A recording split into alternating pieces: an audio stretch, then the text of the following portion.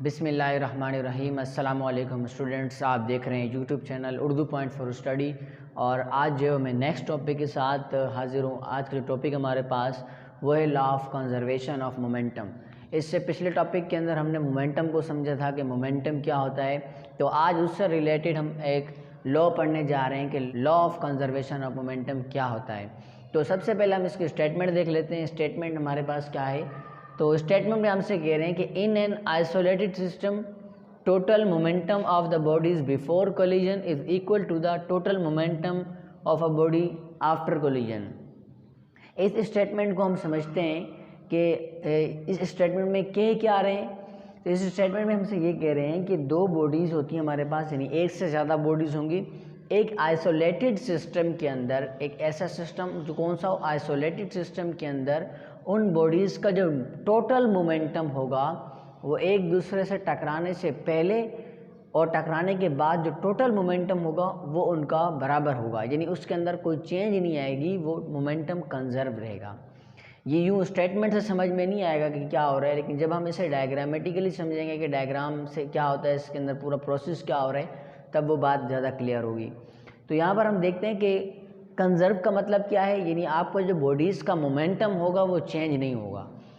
सबसे पहले एक बात समझते हैं कि आइसोलेटेड सिस्टम यानी ऐसा सिस्टम, आइसोलेटेड सिस्टम का मतलब भी यही समझ लें आप कि ऐसा सिस्टम जिसके अंदर एनर्जी लॉस नहीं होती है, तो वो सिस्टम क्या कहलाएगा हमारे पास, आइसोलेटेड सिस्टम। इसी ले लेते हैं ताकि मोमेंटम कंजर्व रहे आइसोलेटेड में। अच्छा, डायग्राम हम देख लेते हैं। एक हमारे पास यहाँ पर एक डायग्राम है, डायग्राम हम देख लेते हैं। यहाँ हमारे पास ये हमारे पास लेट सपोज हमारे पास बॉडी ए है जिसका इस वक्त जो हमारे पास मास है हम उसे नाम दे देते हैं m1 का, और इस बॉडी का जो मोमेंटम होगा इसकी वेलोसिटी की वजह से होगा, तो इस बॉडी की जो वेलोसिटी है वो हम नाम दे देते हैं u1 का। इसी तरीके के साथ एक और हमारे पास बॉडी है, इस बॉडी को हम नाम देते हैं बॉडी बी।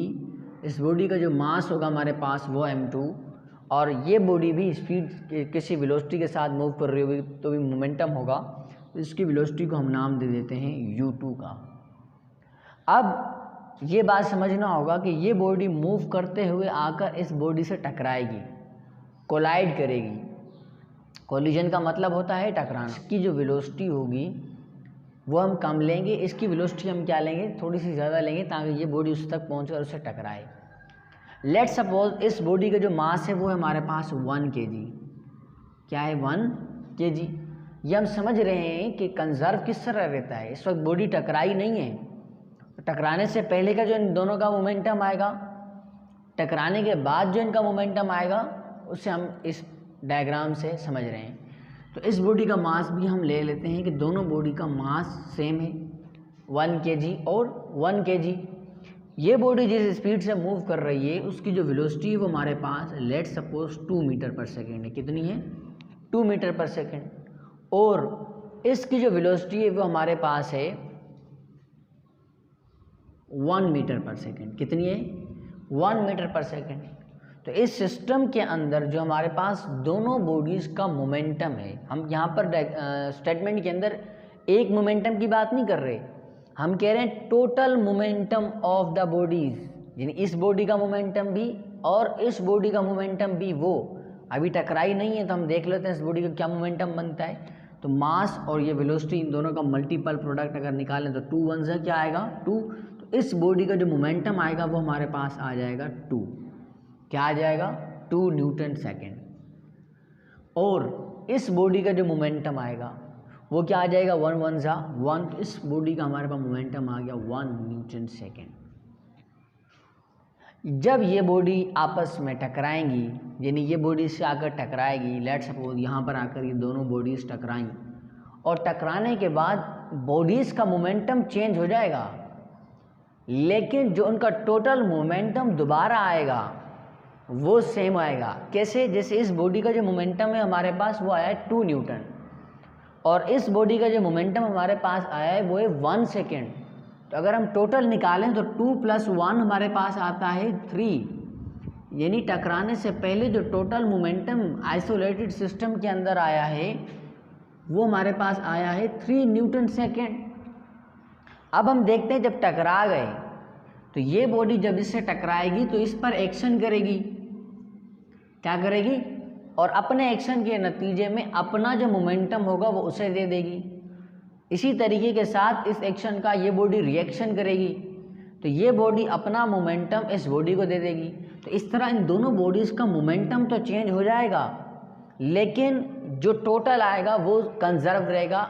तो इसी तरीके के साथ बॉडी अपना जो मोमेंटम है वो तो एक्सचेंज हो जाएगा, लेकिन जो total momentum of the body होगा वो सेम रहेगा। तो अगर हम यहाँ देखें तो इस बॉडी का मास चेंज नहीं आएगी, इसके अंदर 1 kg रहेगा, लेकिन पहले जो इसकी वेलोसिटी थी u1, जिसे हम इनिशियल स्पीड भी कह सकते हैं, अब जब टकरा गए हैं आपस के अंदर तो इस बॉडी की वेलोसिटी कुछ चेंज होगी।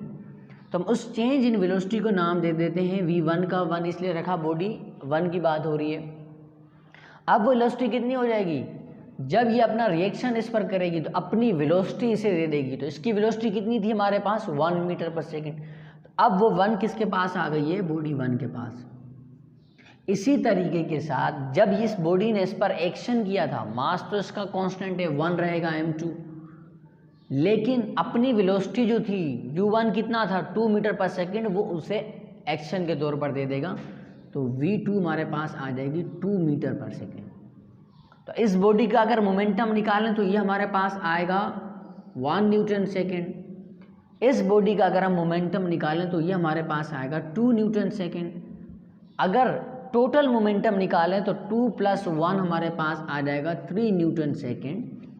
तो इसी तरीके के साथ एक आइसोलेटेड सिस्टम के अंदर जो total momentum of the bodies होता है वो कभी भी चेंज नहीं होता, वो कांस्टेंट रहता है। यही law of conservation of momentum है।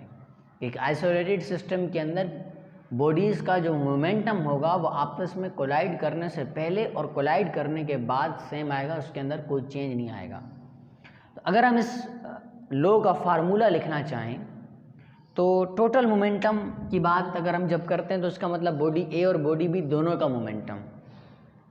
तो यहाँ पर देखें, चलिए अगर हम यहाँ इसको लिखना चाहूँ, टोटल मोमेंटम बिफोर कोलिजन, यहाँ मैं वर्डिंग से लिख रहा हूँ तो समझ लीजिएगा। टोटल मोमेंटम बिफोर कोलिजन बराबर होता है टोटल मोमेंटम आफ्टर कोलिजन, यानी दोनों बराबर आते हैं।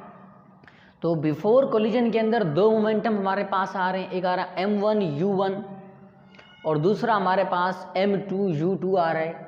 तो यहाँ पर हम लिखेंगे कि m1 u1 यानी मोमेंटम बॉडी 1 का टकराने से पहले, m2 u2 टकराने से पहले बॉडी b का मोमेंटम बराबर।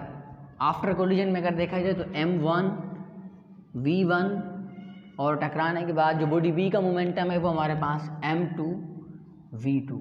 ये एक फार्मूला हमारे पास यहाँ पर डिराइव हुआ है law of conservation of momentum से।